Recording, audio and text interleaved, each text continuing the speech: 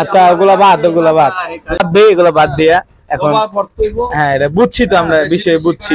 দোয়া পাঠ করতে হইব, হ্যাঁ বেশি বেশি করে ইসলামী বই পড়তে হইব, বেশি বেশি করে আল্লাহর দিকে ধাবিত হইতে হইব এবং ইসলামের পথে ধাবিত হইতে হইব এই গরমে। এছাড়া উপায় নাই, কেউ দিব না, কে কোনো কাজ দিবে না, একমাত্র আল্লাহ, আল্লাহ ছাড়া কোনো উপায় নাই, একমাত্র আল্লাহ ছাড়া আর কোনো উপায় নাই। 5 ওয়াক্ত নামাজ পড়তে হইব এবং আল্লাহর কাছে চাইতে হইব। একমাত্র মালিক হলো আল্লাহ, ঠান্ডা করে দেওয়ার মালিক আল্লাহ, এছাড়া আমাদের কোনো মাহবুদ নাই। হ্যাঁ হ্যাঁ ব্যাপারটা বুঝতে পেরেছি।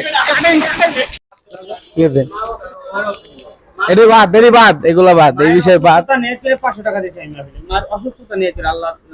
আচ্ছা এগুলো বাদ মামা। আপনার গরমের মানে এখন যে তাপমাত্রা পড়ছে স্টাইল আপনার।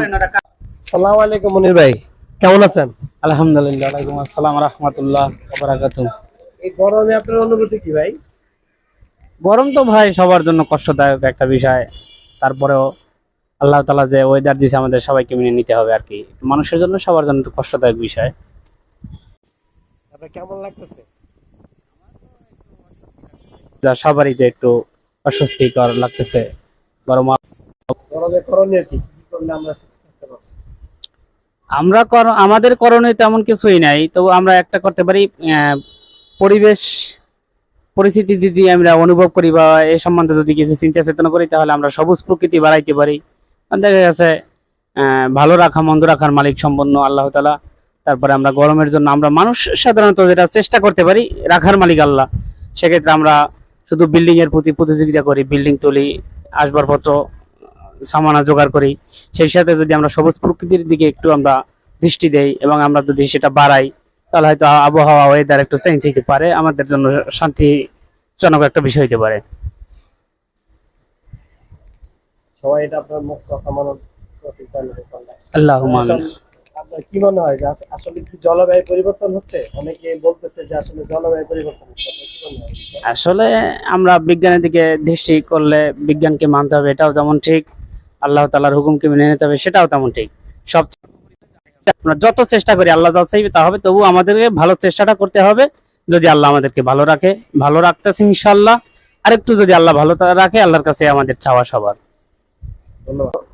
জাহান্নাম আর নিঃশ্বাস হইতেছে, জাহান্নাম থেকে যে গরম শুরু হয়েছে, কবরের আযাব যে শুরু হয়েছে, এটার গরম এই তাপ এখানে আইতেছে। হ্যাঁ এই বাসা থেকে আন্টি আপনি কি বলেন? ভয় অ্যাঙ্গেলের ওয়াইফ দেন কি বলে যাইতেছে? আমার যে নিঃশ্বাসের তাপ, এটা আমার অনুভূতি যে জাহান্নামের নিঃশ্বাসের যে তাপ আসতেছে, সেটাই হইলো এই গরমের অনুভূতি। ঠিক আছে, এই গরমে আমাদের করণীয় কি?